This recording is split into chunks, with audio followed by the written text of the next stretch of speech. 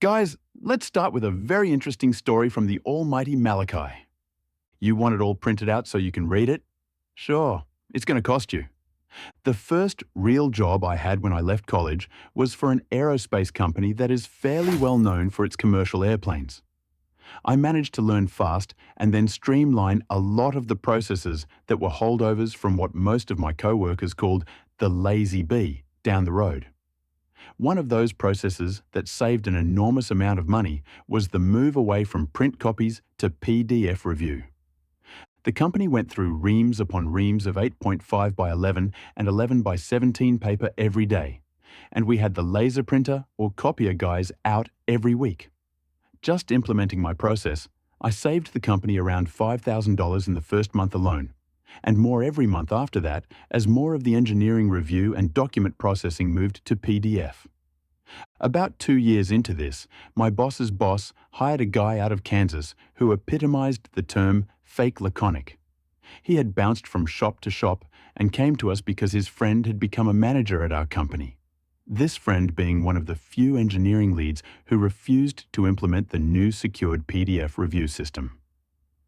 By this time, I'd already gotten several salary promotions and was over a team of 5 other people managing their work and submitting it to my boss, who spent less time having me do the work that I was originally hired to do, and more time looking at how to automate a lot of our processes. One of those being teaching everyone to hit F7 and spend 5 minutes with a spell checker, and then setting up a script that did the same thing with every document submitted so that we didn't have to pay the FAA guys to reject our stuff based on stupid punctuation and spelling mistakes.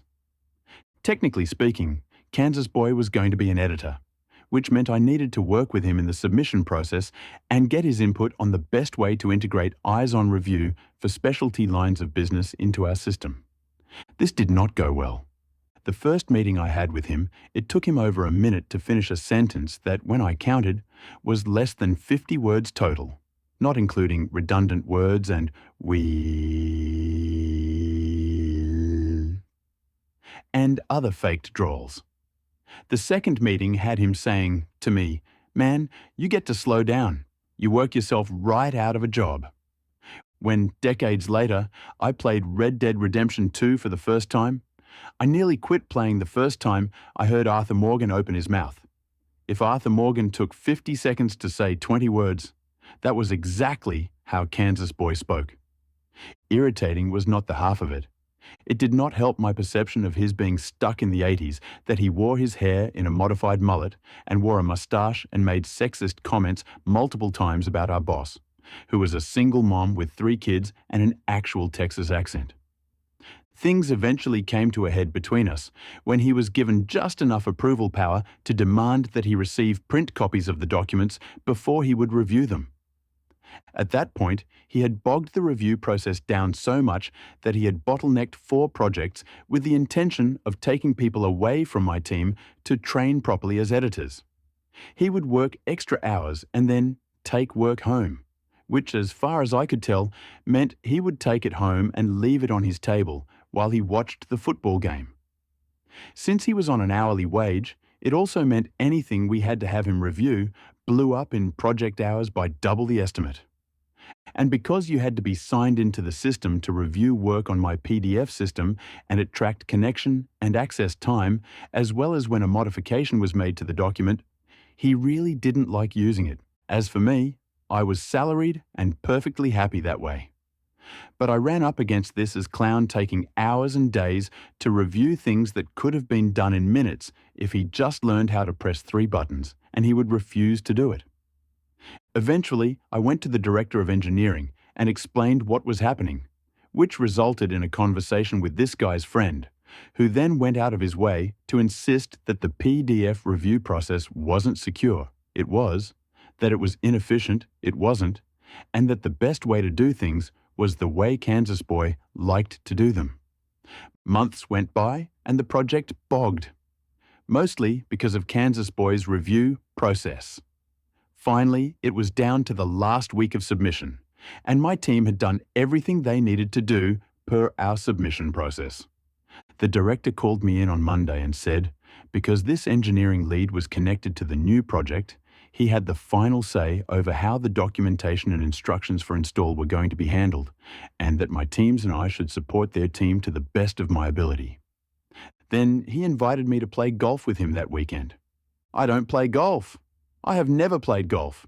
I can play manifold with 4 shots of ouzo and a can of beer in my hand, but the last time I played golf, I hit a caddy with a golf ball on the previous hole. Twice. Nobody knows how. The point is that inviting me to play golf is like asking a basketball player to play professional llama polo. You don't do it unless there's another reason that doesn't involve watching very tall men avoid getting bitten by irritated camelids and laughing. Then I got a memo, written on actual paper in a time of email, from Kansas Boy about a meeting to discuss the submission issues. By lunch, I had had 4 hours of meetings with Kansas and his lead, referred to by most of the people in the company as Duchee, a reference both to his being a French-Canadian citizen and, well, a douche, who were laying out very smugly their requirements for how they were submitting all their documents. Having been given carte blanche to run this project to completion, they sat there and dictated exactly how it was all going to go down. All of their documents were due by Friday afternoon. Over 700,000 pages of reports, assessments, drawings, installation manuals, etc. For personal review of every page by Kansas Boy and his paid intern, who was the only person that hadn't quit after being transferred to his team. It was impressed upon me that this project was under the eye of the president of the company itself. And they insisted they all be printed out, completely in paper. These arrogant schmucks were all but picking nuts out of their shit-eating grins at the end of the meeting. I should mention that at this point, there were so few printers used in the company that the massive copier printer in the file archive was the only one really capable of handling the load. Everything else was the standard small office laser printer setup with less than 3 reams of paper usable. To wit, the amount of printing they wanted to do would take about the full capacity of the whole company's printing capacity unless we hired an external contractor to do it, which couldn't happen in the short turnaround time they had.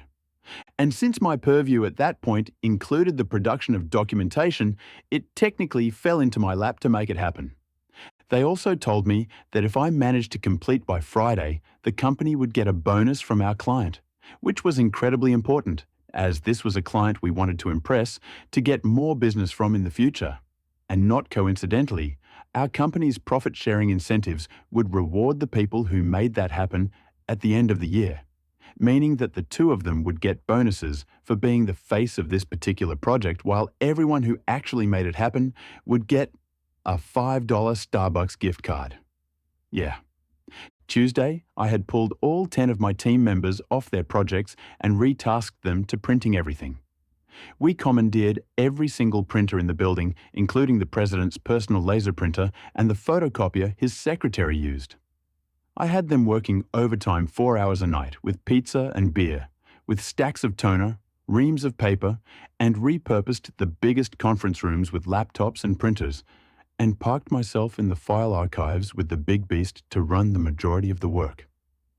At the end of the week, we had more angry complaints. Hey man, this is the project Kansas Boy and Duchee tasked us to do. If you need to have a conversation, I suggest you take it up with them. Ranging from the conference room being occupied by our operation to lack of printing supplies, staples, and overloaded print queues for almost everything. At one point, the FAA guy who was in charge of the project stepped in and demanded to know when he could print out his files, which were needed to actually submit all this crap. We made it happen on Thursday night with 3 hours to spare before the deadline of Friday morning, Greenwich Standard Time. This is Pacific Standard Time. We delivered the whole thing to Kansas Boy's 6-foot by 6-foot cubicle, all 700,000 pages of it in boxes and boxes of paper, stacked precisely in his cube so as to prevent any blocking of the emergency egress, as per our ISO 9000 and safety protocols. And we provided an electronic copy of everything we would submit normally to the FAA guy, whose responsibility it was to review everything before submission.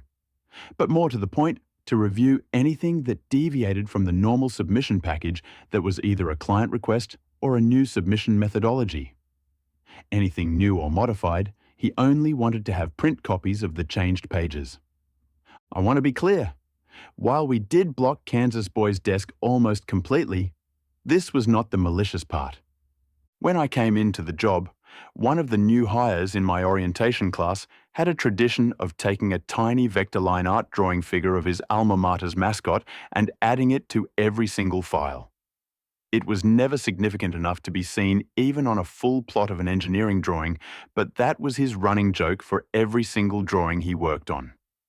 The engineering state university that was the rival to his school also had a few engineers that worked at our company, and they began putting their mascot in vector line art into their drawings. Then someone who had a different sense of humor, cough cough, made one from a popular animated cartoon of the 1980s that, at a certain size, looked absolutely nothing like a robot that turned into a jet plane and more like a very small standard metric butt, and made it available in the library of standard parts as a do not use this model part for a drawing template. None of these things are kosher to include on an official engineering specification, even in drawing form. Even if the plotter at maximum size cannot determine if it is a school mascot or a maple leaf or a goofy robot toy from the 1980s. The only reason that the company got away with it was because nobody was stupid enough to resize all of the CAD components to show exactly what every single part was supposed to look like. Once I realized what would happen if it ever came out, or the models made it through to submission, I had the engineers who did this as a game go through their old drawings and take their little mascots out, and ask them to pass it on to anyone who did the same. Being able to search the engineering database by part number meant I could also flag those drawings for editing and have the people responsible for them take them out. Unfortunately, nobody knew that someone, cough cough, Duchee, cough cough, had included his own little vector art thing, which was a maple leaf with a naked woman spread-eagled, wielding a hockey stick in front of her crotch. It never made it into the primary database of templates because the engineering team and template review group I had set up for that purpose never received a copy of the template set from Duchee's group because he refused to use the standard templates because they weren't up to his standard. Nor did we know he had left it on every single one of the templates he demanded his team use, because he was still one of the holdouts who refused to use the system to check drawings in and out of the main database until he had approved them from his team. He did, however, check them into the database of approved drawings once they had been submitted to both the client and the FAA, meaning that the copies of the most recent files were on record. But as far as participating in the rest of it, nope. His excuse was that his team worked better that way. And yet that meant, of course, that any given part that he chose a specific ID number for would often conflict with other part numbers in the database, which would then result in a meeting to iron out the fact that he was ignoring the convention everyone else used, meaning check the database to make sure you weren't creating two identical part numbers for two completely different parts in your drawing. To add insult to injury and irritation for his team members, he also placed his name on almost every single one, regardless of who had done the drawing, which meant that anyone who needed information about the project had to go through him instead of checking with the person who built the model in the first place. Duchee had more turnover on his team than anywhere else in the company for multiple reasons. But the fact that he would routinely take credit for engineering drawings he didn't do at a company that tended to use how many you did as a metric for your job performance was a huge one. His insistence on making extra work that didn't actually help the client was another. And his general assholery towards anyone who told him no was another, especially those who used it when he told them they had to work through the weekend because his team was behind again on their projects. This big, huge project was no exception to his make-work idiocy. As part of the submission for this particular project, Duchee had demanded to have a full catalogue of every single modelled part and component printed up and submitted with every single engineering drawing so that the client, who hadn't asked for it, would be able to determine which part they needed. His rationale was that because we were the source supplier for 60% of the parts included, we could make sure they knew we were the only ones they could buy them from. And the one thing Duchee had decided to actually allow to be automated in this process? A script that expanded every single component on the engineering drawing to full 8.5 by 11-inch page size and submitted it as part of the official engineering parts list. You might see where this is going. I had taken Friday off, but in Monday morning, I got a call from the VP's personal assistant to come into the office for an important meeting. On Friday afternoon, I walked into the conference room next to my director's office. My director had the most poker-faced expression I have ever seen on his face when he opened the door and let me in to one of the loudest ass-chewings I ever have walked in on before or since. The FAA rep, the president of the company, the VP over our department, Kansas Boy, and Duchee were all sitting around the table. The FAA rep, a generally fairly genial, round-bellied man, was yelling at Duchee and Kansas Boy at the top of his lungs about how serious this matter was and how ridiculous they would make the company look, and that if he submitted this garbage, the fact that he let it through would at the very least require a full review of every single document he had approved while working with our company. When there was a pause in the barrage, my director asked me if I knew if there were any non-standard drawings or cartoons in our engineering database of CAD files. I said, well, yeah. Those are the template example parts that are removed automatically from the template when someone copies it to their local drive. They're just there as examples. They're labeled that way too. Nobody actually keeps those, and they can't. They're deleted from the drawing immediately when someone saves a local copy of the template. And that's when the VP, a woman in her mid-40s brought in to change the heavy bro culture of our company, said, "You actually keep this as an example in your template database?" and held up a full ream's worth of blown-up Canadian hockey porn vector line art images with a really obnoxious themed pun as the part number, framed beautifully in an engineering 3D isometric part view. My jaw dropped open, and I think I made some odd noises that could have been mistaken for strangled laughter. Kansas Boy and Duchee tell us you're responsible for maintaining the full engineering part database system. So if the buck stops with you, this is on you to explain to everyone here what this is doing here. Can you honestly say you've never seen this image before in your database? I shot a look at both Kansas Boy and Duchee, who were both looking at me the way a chicken watches someone with an axe walking across the farmyard to the grindstone. Because I had seen a full blown-up copy of that image coloured in with highlighter on Kansas Boy's desk and said, "Yeah, you probably should take that down. That's not appropriate for a workplace environment," before getting a long drawn-out drawled explanation of where a stick was and why I should pull it out of my ass. He knew I knew where I'd seen it before. And while I didn't know where Kansas Boy had gotten it from, I could make an educated guess. And they both knew I had zero inclination to even pretend to take a hit for them.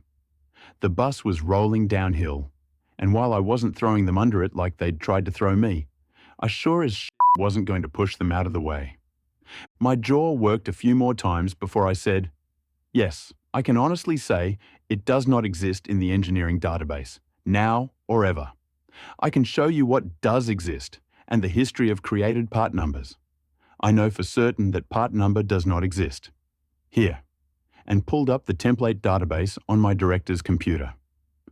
We went through the full template database using every iteration of that particular part number until the VP was satisfied. Then she asked me, "And you and your team never saw this while you were doing all the printing this week?" I can't speak to anyone else, but if we had seen it, we would have flagged it.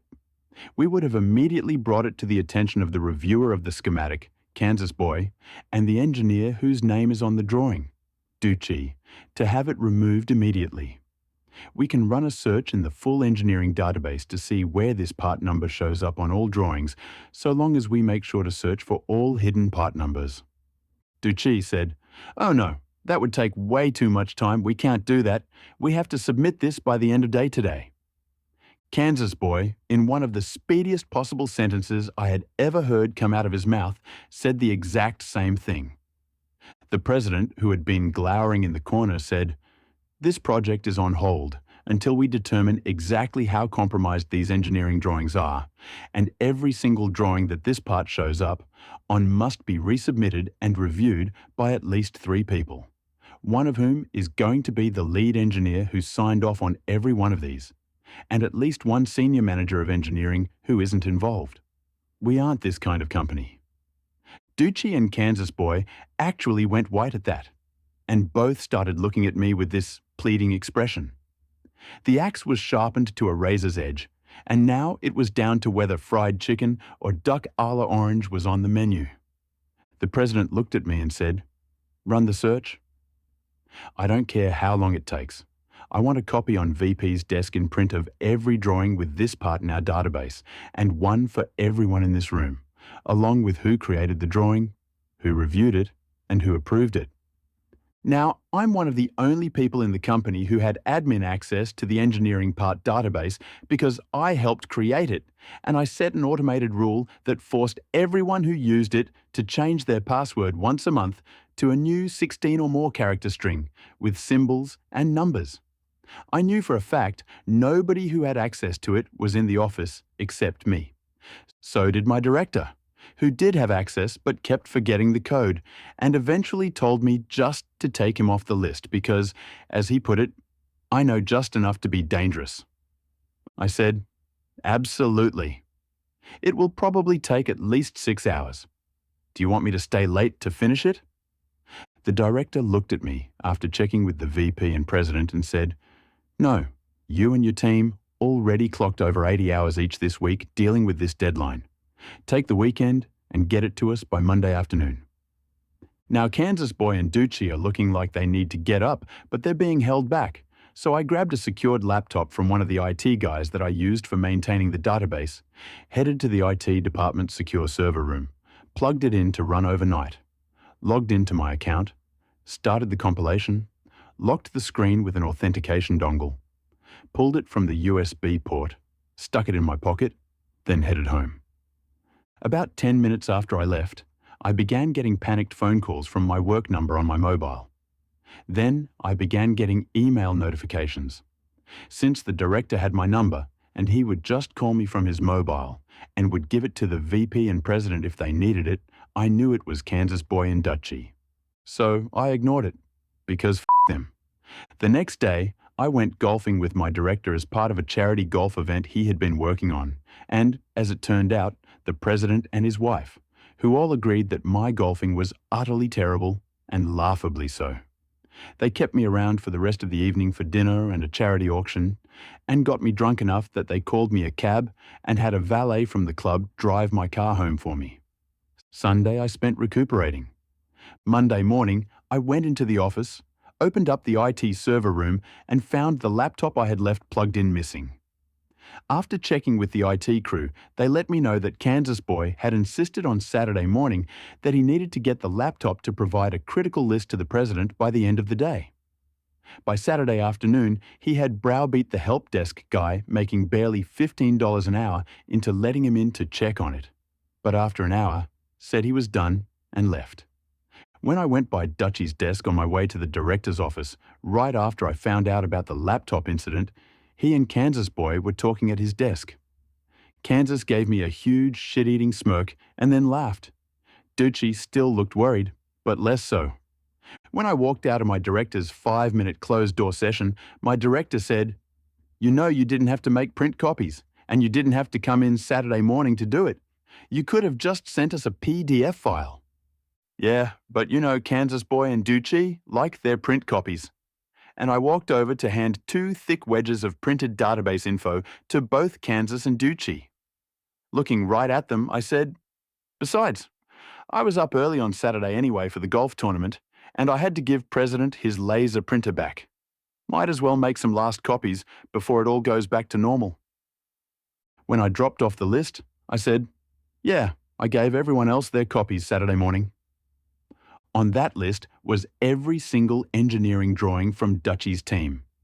Duchee had put his name on every single piece of paper his team had produced as either the originating engineer or the approving engineer. Kansas Boy was the reviewer of record. Over 40,000 engineering drawings last and present had their porno maple leaf part in them. From the project itself, There were nearly 150,000 pages of documentation referencing those drawings and using the line vector art from those files. By noon, both Duchee and Kansas Boy's desks were completely empty. Duchee had been fired and frog-marched from the building.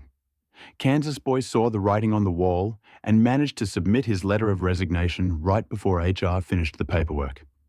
I left that company a few years later, and I'd like to say they never worked in aerospace again, but the reality is that both were working for a major airplane manufacturer within months of this story. And that's why I quit working aerospace. Clarifying edit. If you don't understand why having this little thing that you can't even see on an engineering drawing is such a major issue, even if you can't see it, the models that are submitted sometimes have full vector CAD drawings exported as part of the package, which include any and all content on the drawing. Any non-compliant drawing in violation of FAA regulations can be rejected en masse per FAA regs, and they can ground an entire fleet if they think you need to use the Oxford comma in a sentence describing how a toilet seat needs to be installed. Combine that with the fact that an FAA rep has to manually review every submitted drawing with a change made to it for any in-service airplane. Then, see the change that was made. Get an explanation as to why the change was made. Approve or reject the change. Submit the change to the FAA for full approval. Submit an integration request to the documentation for the specific aircraft in question on all records using that vector graphic across all owned manuals and documentation sets, which is quite a large amount, and that the costs for this process could easily run into the $1,000 range per drawing change made after several years, which are almost always borne by the company that made the error. Yeah, so pulling all of Duchee's former drawings for inspection was not a small thing. This isn't a one-off mistake of, haha, that's funny.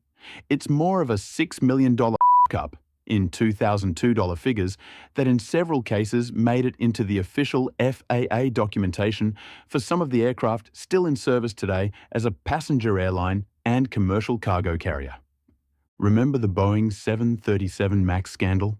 Yeah, I'm not surprised at all by that for the simple fact that when this happened, the company I worked for quietly looked into what it would take to correct this little and then kicked it under the carpet.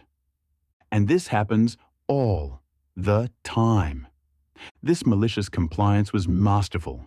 It is the perfect example of what malicious compliance is. Every move was executed flawlessly. Every unethical and illegal action of the boss was documented, which ensured boss's downfall and OP remained untouchable.